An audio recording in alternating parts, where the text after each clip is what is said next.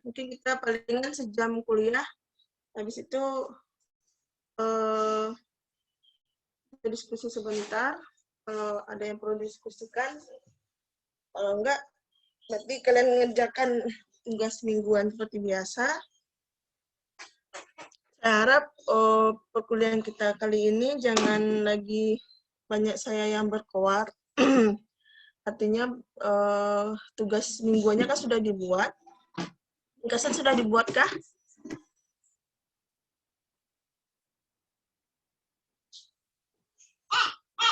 Ringkasannya sudah dibuat? Ibu buka. Untuk pertemuan 12 sudah dikumpulkan, Bu. Pertemuan 13 belum? Yang pertemuan kita hari ini? Buka ya. Belum ya? Oke, kira-kira untuk pertemuan yang kemarin ada yang perlu ditanyakan?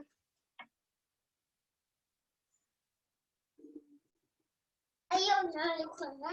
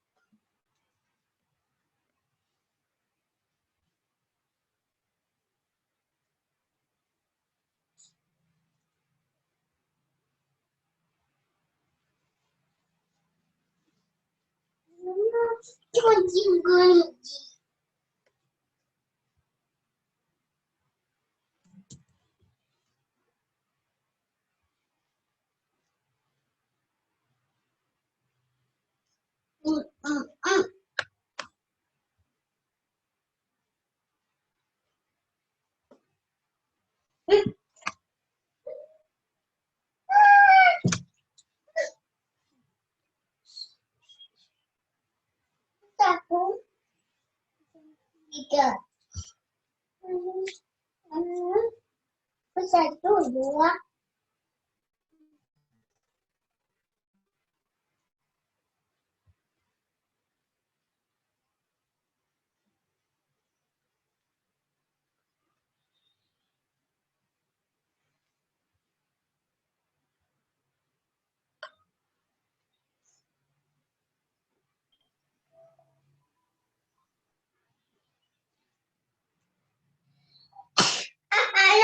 Ano.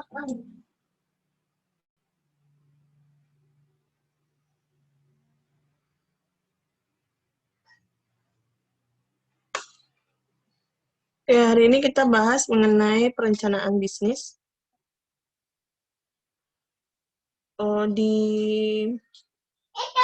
RPS itu kalian sudah dibagikan sama Pak Bambang kan RPS-nya. Itu ada link video. Link video mengenai suatu perusahaan besar di Cina. Sir. Ini di luar, Nak. Ibu lagi ngajar. Itu perusahaan besar di Cina, Alibaba namanya, dan yang mengembangkan yaitu Jack Ma. Kalau kalian tahu bagaimana Jack Ma ini merintis usahanya, itu mulai dari nol, dan mulai dari dia ditolak dan di daerahnya,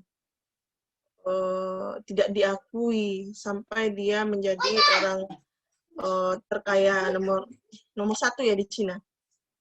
Yang perusahaannya itu berkembang sudah mendunia. Gitu.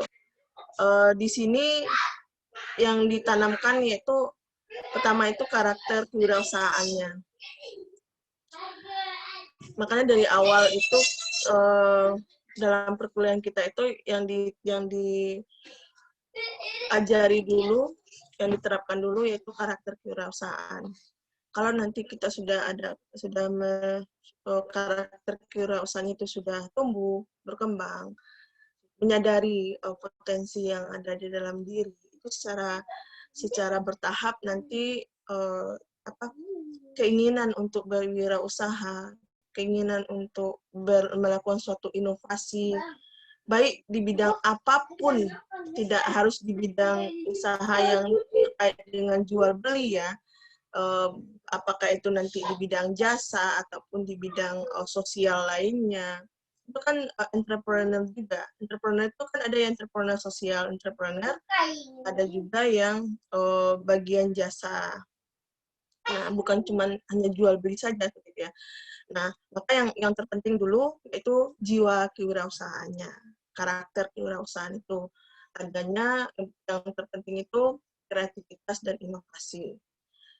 Pun kamu nanti jadi guru, kreativitas dan inovasi itu sangat dibutuhkan oleh seorang guru agar nanti dalam proses pembelajarannya di kelas ataupun di sekolah nantinya kamu bisa memvariasikan media pembelajaran, memvariasikan metode pembelajaran, memvariasikan model-model pembelajaran.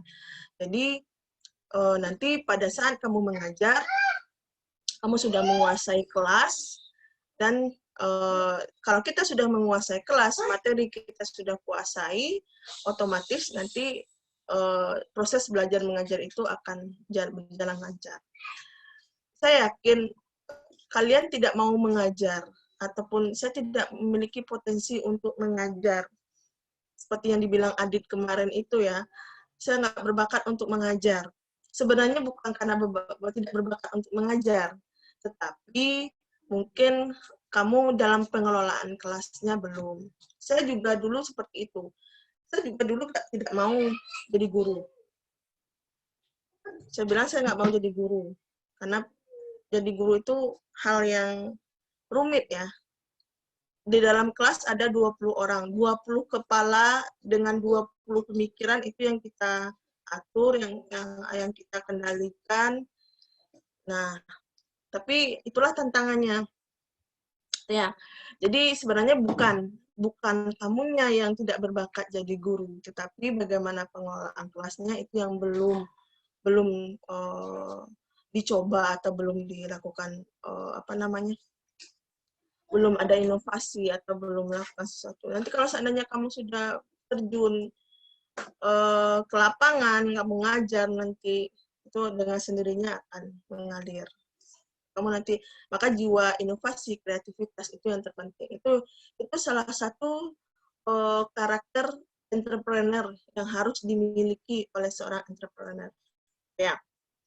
Nah, Jack Ma itu juga seperti itu. Dia ditolak oleh berbagai universitas, baik universitas di negaranya maupun universitas sebesar Harvard University pun dia ditolak. Nah, karena keinginannya yang untuk maju, dia belajar bahasa Inggris secara otodidak dengan ikut jadi guide, tulis-tulis di daerahnya. Akhirnya dia bisa menguasai bahasa Inggris dan mulai maju, berkembang semacam seperti itu. Begitu juga kalau kita lihat dari entrepreneur yang sukses yang ada baik di Indonesia ataupun di dunia itu, dia mulainya dari nol, ya, mulainya dari nol. Setiap usaha yang dilakukan itu mulainya dari nol. Umpamanya seperti kayak Bob Sadino itu, dia yang di PHK, terus tuh nggak ada pekerjaan, akhirnya dia coba melakukan suatu membuat suatu usaha, beternak ayam segala macam. Dia mendatangkan ayam dari Belanda, akhirnya buka usaha, dan yang pokoknya apapun yang bisa dilakukan untuk usaha dia lakukan, akhirnya bisa dia sukses. Padahal dia cuma tamatan SD ya, Bob Sadino. Begitu juga kayak KFC. KFC itu usia berapa suksesnya yang punya KFC itu? Itu usianya sudah 80 tahun. Baru KFC-nya berkembang. Dia sampai berpisah dengan keluarganya segala macam karena PHK. Akhirnya buka usaha ayam goreng di Kentucky, nah daerah namanya Kentucky. Ternyata dari awalnya itu door to door dia promosiin sampai dia buka outlet, akhirnya berkembang dan sekarang dia cuma jual lisensi. Itu umur 80 tahun. Jadi tidak ada kemungkinan kita mau usia berapapun, asalkan ada niat untuk kita maju, untuk kita berusaha, insya Allah itu akan berhasil. Ada yang umur 25 dia sudah sukses. Ada yang umur, seperti orang KFC itu, ada yang umur dia sudah 80 sudah sukses. Ya. Dia, sebenarnya itu, intinya itu jiwa karakter kewirausahaan itu memang yang harus ditanamkan dalam diri kita masing-masing. Oke, kembali lagi ke materi kita. Hari ini kita akan membahas mengenai perencanaan bisnis atau perencanaan suatu usaha. Apa sih yang harus dilakukan untuk merencanakan suatu usaha? Minggu kemarin kita sudah membahas bagaimana terkait dengan apa yang harus dilakukan untuk memulai suatu usaha.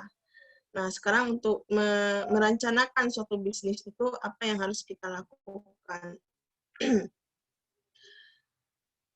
Ini saya coba share PPT.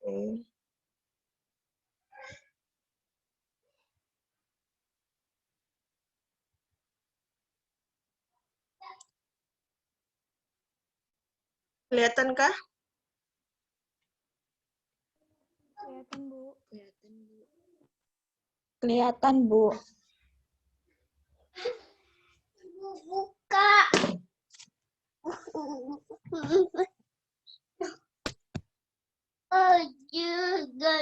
Nah, kita akan membahas mengenai rencana usaha.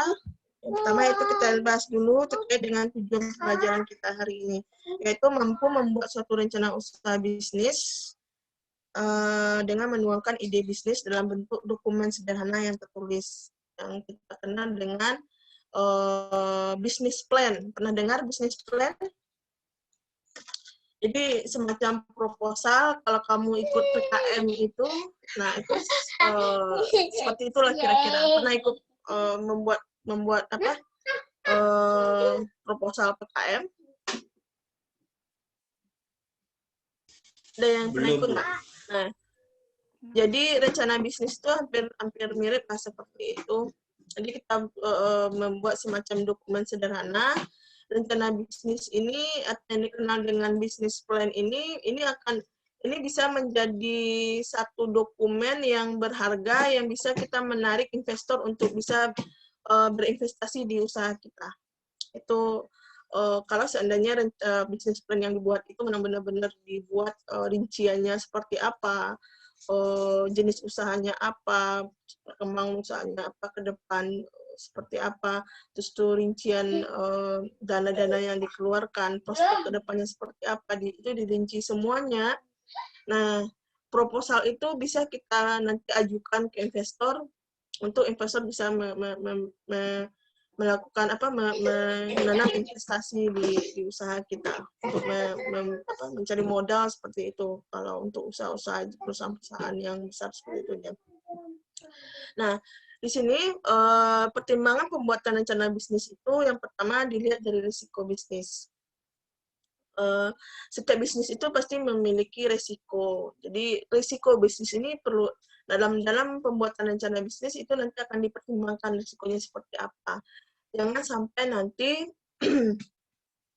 investor sudah menanamkan dananya, modalnya ke usaha kita, tapi risikonya dia tidak tahu. Kalau seandainya kamu umpamanya meminjam dana modal di bank, itu pasti dikaji ulang itu bisnisnya apa, risikonya seperti apa itu. Nah, baru nanti kita bisa dana itu bisa dikeluarkan oleh pihak bank seperti itu. Nah, berikutnya yang kedua itu kerumitan proses produksi dan transaksi bisnis. Bentar ya, Kak Prodin, telepon saya bentar.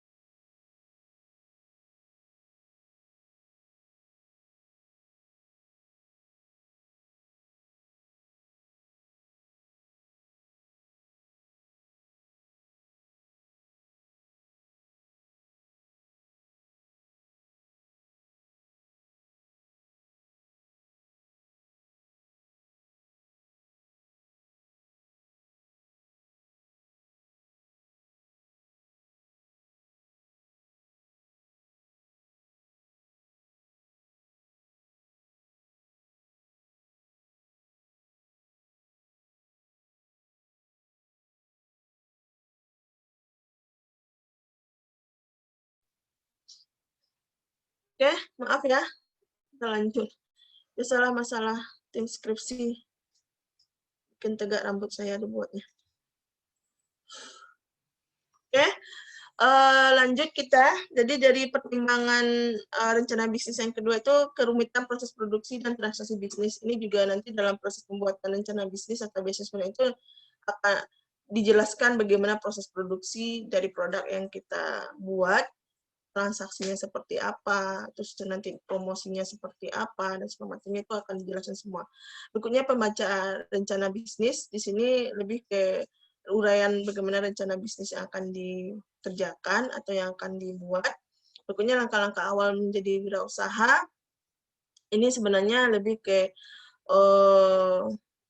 apa yang perlu dilakukan dalam menjalankan bisnis tersebut. Berikutnya alat bantu dalam mensistematiskan logika bisnis. Alat bantu yang digunakan dalam menjalankan bisnis.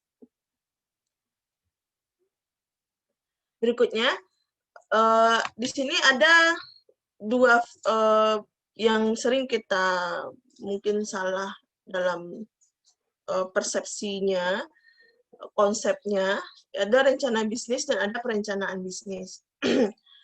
Jadi di sini, kalau dilihat dari dimensi waktu, rencana bisnis itu pembentukan organisasi baru. Atau bisa juga nanti dalam bentuk produk atau bentuk jasa. Atau juga nanti ada organisasi. Sedangkan perencanaan bisnis itu pengembangan organisasi produk maupun jasa yang dimiliki. Perencanaan bisnis itu lebih nanti sudah ada organisasi atau produknya, itu dikembangkan. Itu yang ke perencanaan bisnis. Berikutnya kompleksitas. Kalau perencanaan bisnis ini lebih sederhana, kalau perencanaan bisnis itu sangat kompleks dan holistik. Karena di sini perencanaan bisnis itu bisnisnya sudah ada, tinggal lagi bagaimana mengembangkannya. Maka itu sangat kompleks kajiannya dan bersifat holistik atau menyeluruh. Berikutnya dari dimensi strukturnya, kalau rencana bisnis itu lebih fokus pada 3 hal utama, yaitu ide bisnis, pemasaran, dan keuangan. Sedangkan kalau perencanaan bisnis, karena kita mengembangkan usaha yang sudah ada, yaitu cakupannya itu dia lebih menyeluruh, mencakup semua pengembangan struktur dan fungsi organisasinya. Baik, karena ini sudah jalan usahanya, bukan lagi terkait dengan produk saja, tetapi bagaimana struktur organisasi di sana, umpamanya karyawannya, bagaimana manajernya, bagian keuangan, bagian HRD atau segala macam kalau misalnya menggunakan itu ya.